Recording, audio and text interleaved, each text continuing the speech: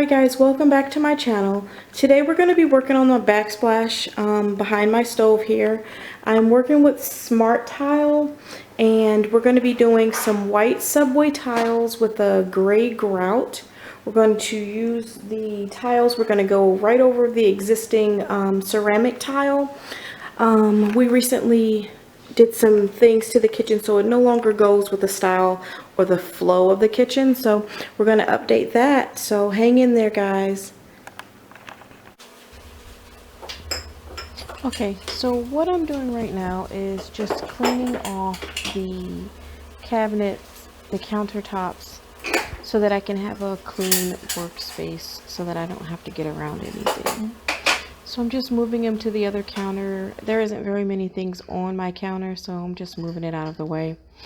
Next, I'm going to take a warm soapy sponge with some mild dish detergent and a little bit of a degreaser, and I'm just going to clean that tile behind the stove to get any dirt or, you know, old food stains or just anything that might prevent the tile from sticking to, the smart tiles from sticking to the actual tile, ceramic tile. So now I'm just going to take the face plates off of all of the outlets because I need to get behind the outlets so that it just looks more seamless and that it looks like an actual professional installation. So I'm just taking those off, pretty easy. And then so I'm going to go ahead and get started with placing the tile.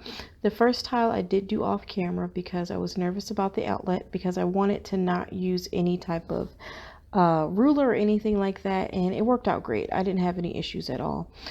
This next tile I'm placing, and it was the same thing. I just kind of put it up there, eyeballed it, and just cut the little niche underneath of the cabinet that was coming down. So I just cut around it, and then so then it just lays flat. It sticks perfectly down. I did have to move it around a couple of times, so I did have to take it off, but it stuck back down with no problems. What I'm showing you right here is I did pull the stove out from the wall because I could not get behind there, and I did clean that area before I placed that tile down. That area was a little bit greasier. What I'm showing you is the edge of the tile. You absolutely have to pay attention when you're laying the tile because one side has writing and the other side does not. So when you are staggering and placing the smart tile, they're going to lay seamlessly up against each other. You're actually going to overlap the tile, the previous tile on the new tile. And then it's going to give you that straight grout line is what I'm showing you here. So just pay attention to how you're laying them so that you don't have any issues, but you can flip it around to make it fit, and it just works fine. It's a great product. What I did do is I wanted to continue to do full tile before I started cutting any tile.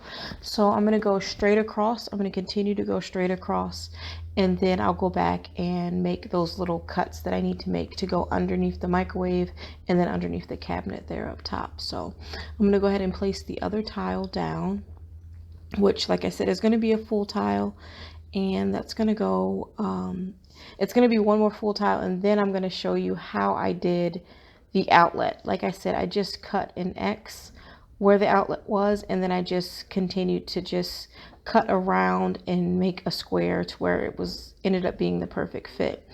And I wanted to cover up the previous tile perfectly, so regardless if it was perfectly straight at the bottom, that's kind of why I didn't use a ruler, because I didn't want to get hung up on the measurements and worry about whether or not. So like I said, I just continue to custom fit that outlet. Now I probably could have just used the actual outlet itself onto the smart tile and cut around it, but I didn't even think of that until just now. So now I'm going to do those custom fits where I actually have to make it fit perfectly up there.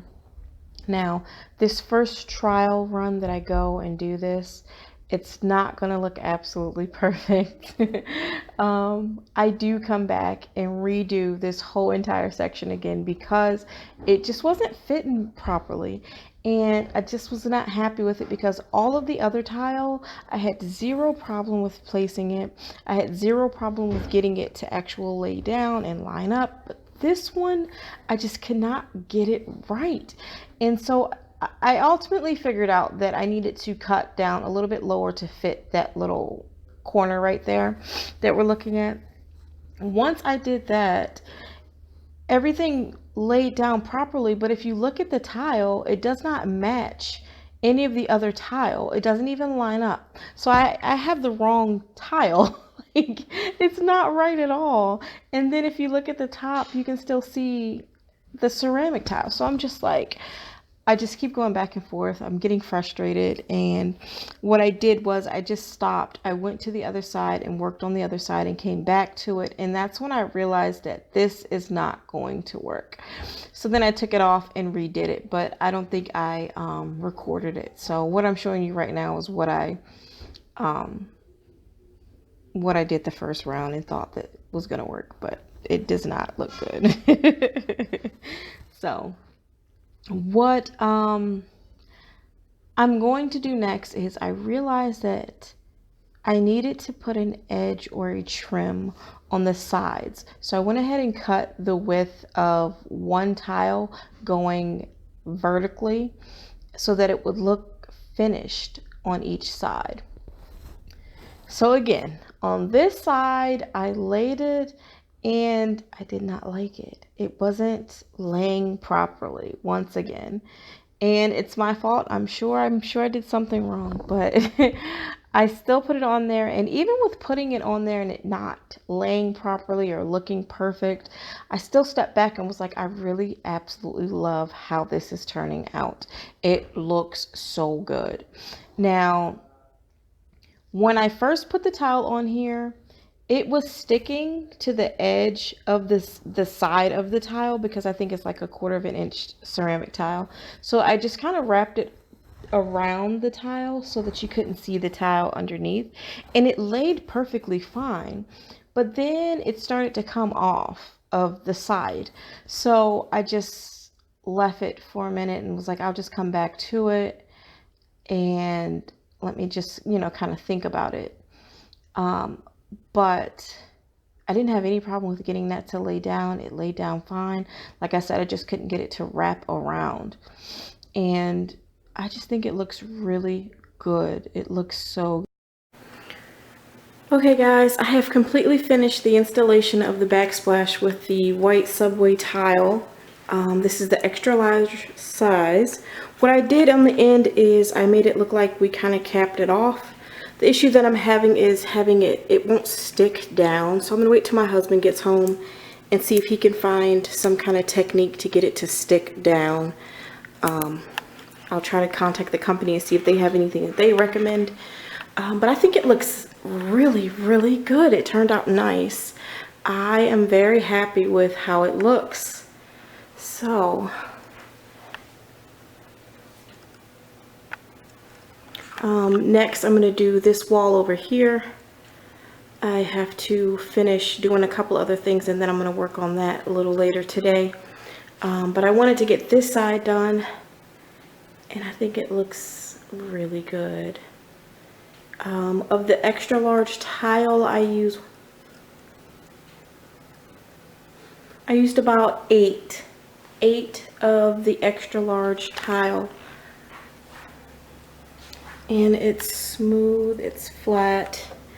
Like I said, some reviews online said that you can see the grout lines from the other tile behind the sticker, but I can't see it at all. I don't see it. I think it looks really good though. Again guys, that is the smart tile. The Subway Smart Tile, it's white with the gray grout lines. I'll also attach some photos so you guys will see what that looks like. I will put the link in the description box below, and I will also put the cost, the estimated cost for how much it would have been for this amount of space, just to kind of give you an idea But again, it was really easy. All right, guys.